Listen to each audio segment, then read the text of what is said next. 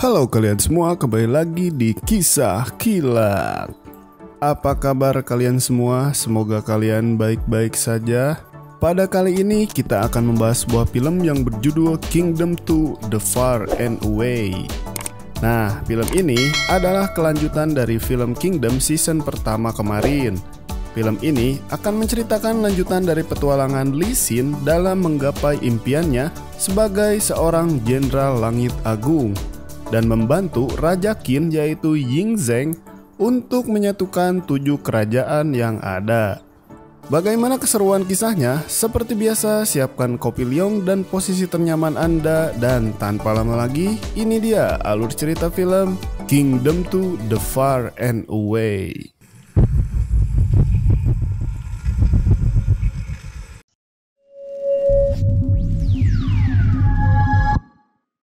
Cerita dimulai dari 10 tahun, tepatnya di tahun 245 sebelum Masehi. Raja Ying Zheng masih memimpin dinasti Qin dengan didampingi oleh Xin dan yang lainnya. Selama 10 tahun itu, Ying Zheng berusaha menjadi pemimpin yang baik dan tegas agar ia bisa segera mewujudkan impiannya, yaitu menyatukan semua dataran Cina. Tentu saja impian menyatukan 7 kerajaan itu tidak semudah yang ia bayangkan. Dan di suatu malam, datanglah 2 pembunuh bayaran yang berniat membunuh Raja Ying Zheng. Tapi beruntungnya, Menteri Cheng Wenchun mengetahui hal tersebut. Dan ia pun segera membawa beberapa prajurit untuk melindungi sang raja.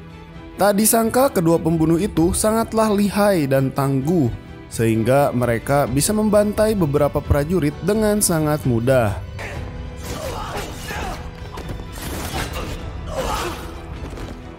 Akhirnya datanglah seorang anak muda yang sudah kita tunggu-tunggu.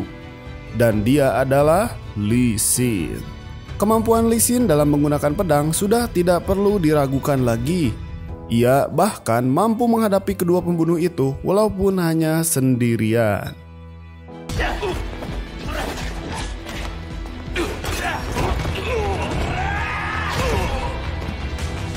Dan setelah kedua pembunuh itu tumbang, salah satu penyusup yang sekarat itu pun mengatakan, "Jika Siu yang datang, maka mereka semua akan mati." Raja Ying Zheng kemudian menceritakan bahwa Siu yang dimaksud adalah salah satu klan yang mendapatkan julukan klan kesedihan. Dan konon katanya, anggota klan itu mampu menghancurkan negara kecil walaupun hanya sendirian. Dia pun kemudian berkata, daripada memikirkan ancaman tersebut, sang raja meminta mereka untuk fokus menyelidiki siapa orang yang telah mengirim kedua penyusup tersebut.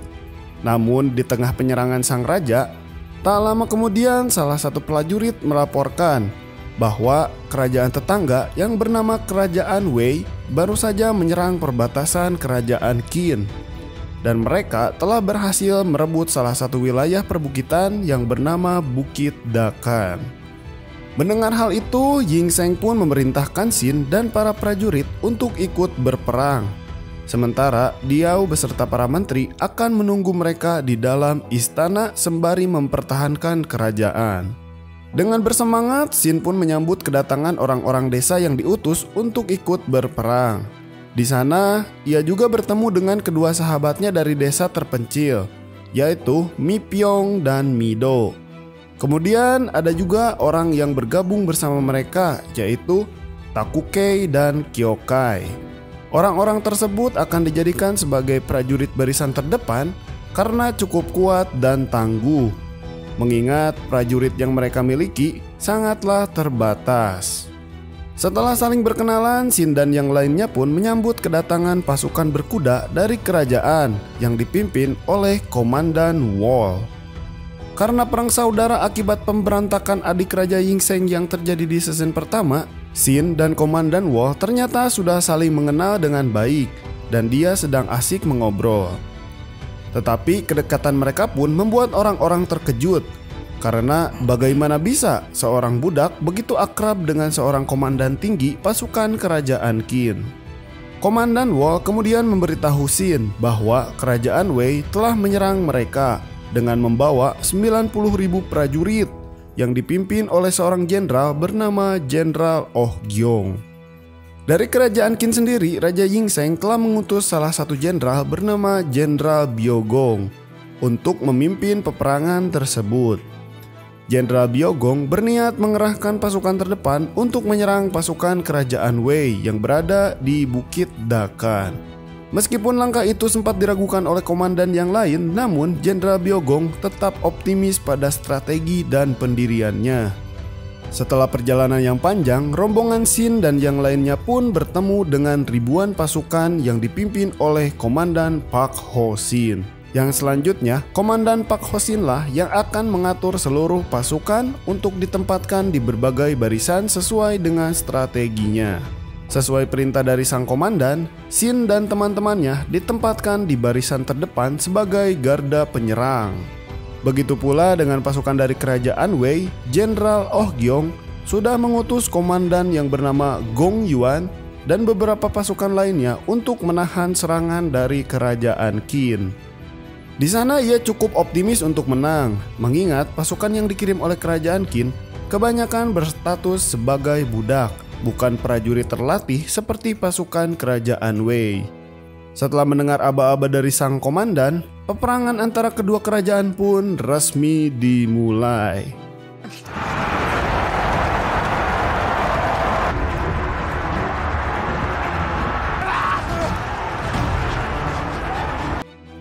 Dapat dilihat di sana Xin benar-benar ingin menunjukkan semua kemampuannya dengan berlari jauh di depan pasukan yang lain. Layaknya seorang pemimpin, dia berlari sangat kencang. Ia pun nekat menjadi orang pertama yang menghancurkan barisan terdepan prajurit kerajaan Wei, sehingga pasukan di belakangnya bisa menerobos dengan mudah.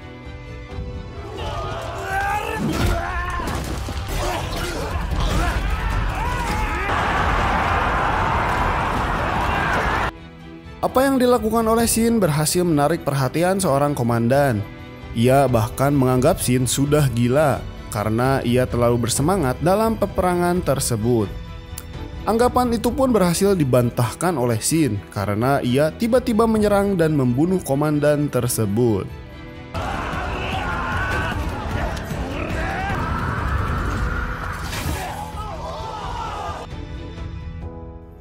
Keberhasilan Xin membuat para pasukan semakin bersemangat untuk mengalahkan pasukan kerajaan Wei. Baru saja menikmati sedikit kemenangan, Xin dan yang lainnya dikejutkan dengan kedatangan pasukan kereta dari kerajaan Wei. Seorang prajurit langsung melaporkan hal itu pada Jenderal Biogong. Namun sang jenderal ternyata menolak untuk mengirimkan bantuan dan mempercayakan langkah selanjutnya pada prajurit yang masih tersisa. Xin yang masih berada di medan peperangan tidak terlalu mengharapkan bantuan dari sang jenderal. Tapi di tengah kebingungan itu, Kyokai pun mengusulkan agar mereka membuat benteng pertahanan dengan menggunakan mayat-mayat yang berserakan. Berkat hal itu pun mereka bisa berhasil menjatuhkan para pasukan kereta kerajaan Wei dan mengalahkan mereka semua.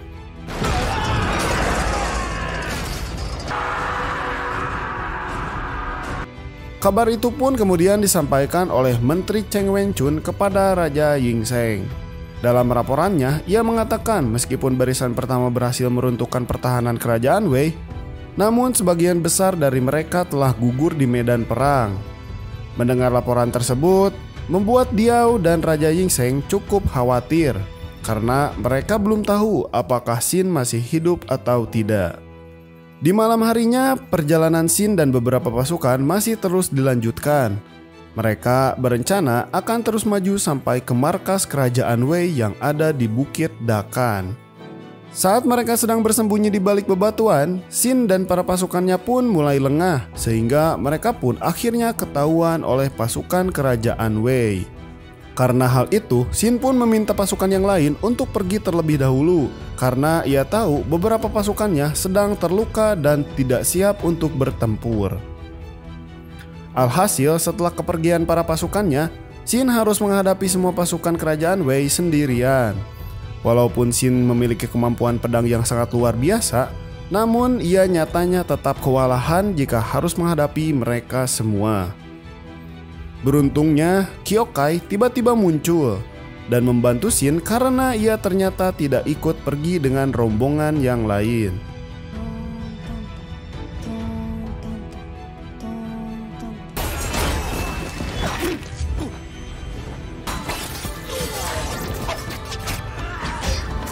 Meskipun telah berjuang sekuat tenaga, baik Kyokai ataupun Shin, pada akhirnya mereka merasa kelelahan, sehingga mereka pun memilih untuk melompati tebing dan kabur dari sana.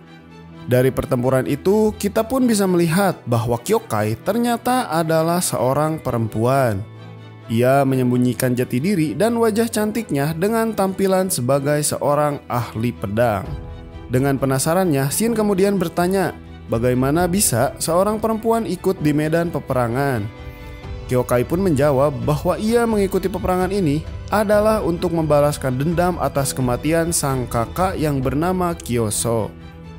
Dari tatapannya dan keahlian yang Kyokai miliki, Shin pun spontan menyebutkan klan Shiyu. Dan hal itu pun membuat Kyokai sangat terkejut. Dan ternyata benar sekali, Kyokai adalah salah satu anggota klan Shiyu. Namun kakaknya yaitu Kyoso diketahui telah tewas setelah mengikuti ujian akhir di dalam klan Shiyu. Sementara Kyokai sendiri sengaja dibius oleh kakaknya agar ia tidak perlu mengikuti ujian. Akibat ujian itulah semua anggota klan Shiyu akhirnya tewas termasuk kakaknya Kyokai, Kyoso.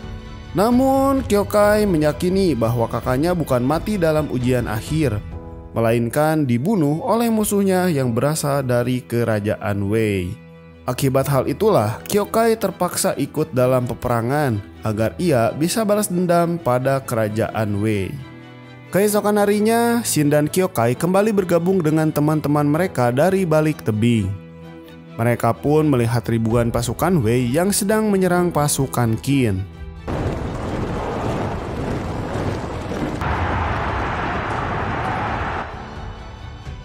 Selanjutnya Shin pun berencana untuk pergi ke puncak Bukit Dakan karena di sanalah markas jenderal kerajaan Wei berada.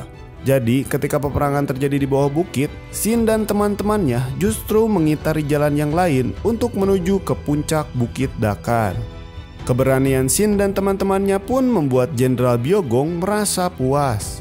Dan mereka akan menjadi pembuka jalan bagi pasukan yang lain untuk memulai serangan selanjutnya. Kemudian Komandan Pak Hoshin dan para pasukannya pun mulai bergerak untuk menyerang pasukan Wei.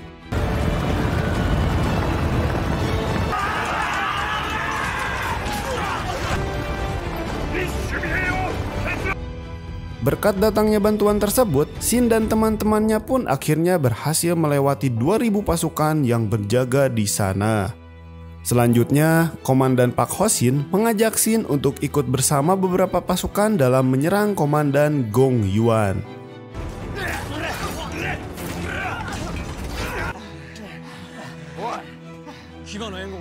Singkat cerita, rombongan Shin dan Komandan Pak Hoshin akhirnya sampai di puncak Bukit Dakan. Saat itu, Komandan Gong Yuan memerintahkan barisan pemanah untuk menyerang semua pasukan Qin.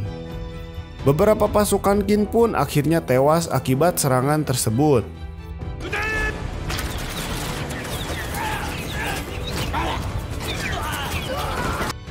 Namun, Shin yang sangat ahli menggunakan pedangnya dapat dengan mudah menangkis setiap panah yang diarahkan kepadanya. Sementara Komandan Pak Hoshin yang sudah dipanah berkali-kali tetap berusaha bertahan. Dengan tubuhnya yang dipenuhi panah, ia pun mendekati Komandan Gong Yuan. Dan saat itu, Komandan Gong Yuan dapat dengan mudah menusuk Komandan Pak Hoshin.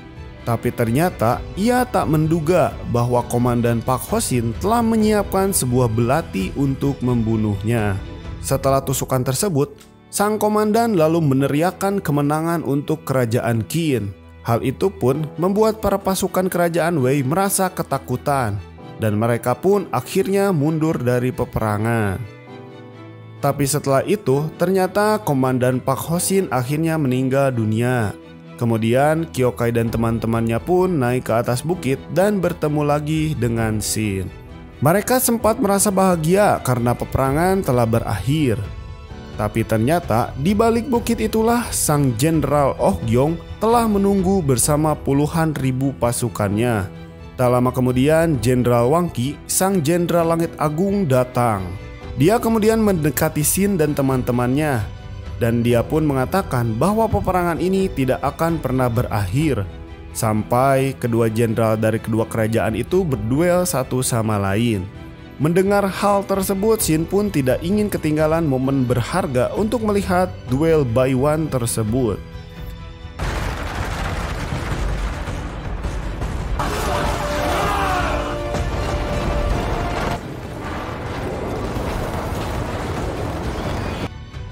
Ia pun meminjam kuda dari pasukan Jenderal Wang Qi dan ikut turun bersama rombongan Jenderal Biogong.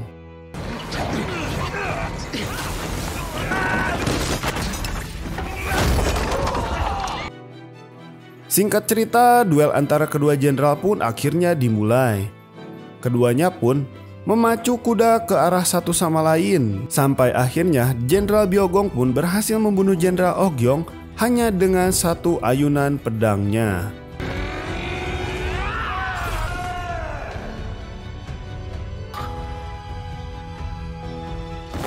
Berkat hal itulah kerajaan Qin dinyatakan menang dalam peperangan melawan kerajaan Wei. Dan akhir dari penyerangan tersebut juga merupakan akhir dari pertemuan Xin dan Kyokai. Mereka kemudian mengucapkan kata perpisahan satu sama lain dan berharap akan bertemu kembali di medan peperangan selanjutnya. Setelah itu Xin pun kembali ke kerajaan dan bertemu dengan Raja Yingzheng serta Diao di sana. Mereka bertiga akan kembali mengatur strategi agar mereka bisa mewujudkan semua harapan mereka satu persatu. Dan film ini pun diakhiri dengan memperlihatkan kedatangan konselir Lu Buwei di kerajaan Qin. Lu Buwei yang baru saja pulang dari kunjungan kerajaan mulai mempertanyakan tentang kedua penyusup yang menyerang Raja Yingzheng. Raja Yingzheng pun kemudian memerintahkan Lu Buwei untuk menyelidiki siapa pelaku sebenarnya. Walaupun Raja Yingzheng merasa bahwa pelaku sebenarnya bisa jadi Lu Buwei sendiri. Dan film pun akhirnya selesai. Tetapi di ending film tersebut terlihat Li Xin yang ditemani oleh seseorang pergi ke tempat salah satu jenderal Langit Agung, di mana selanjutnya Xin berencana akan berguru di tempat tersebut. Dan film pun benar-benar selesai. Begitulah alur cerita Kingdom 2 The Far and Away. Bagaimana pendapat Anda? Silahkan tulis di kolom komentar. Dan nantikan kelanjutan cerita perjalanan Xin menjadi Jenderal Langit Agung hanya di Kisah Kilat. Akhir kata, dukung terus channel Kisah Kilat dengan cara like, comment, and subscribe. Dan selamat pagi, siang, sore, malam, dan sampai jumpa.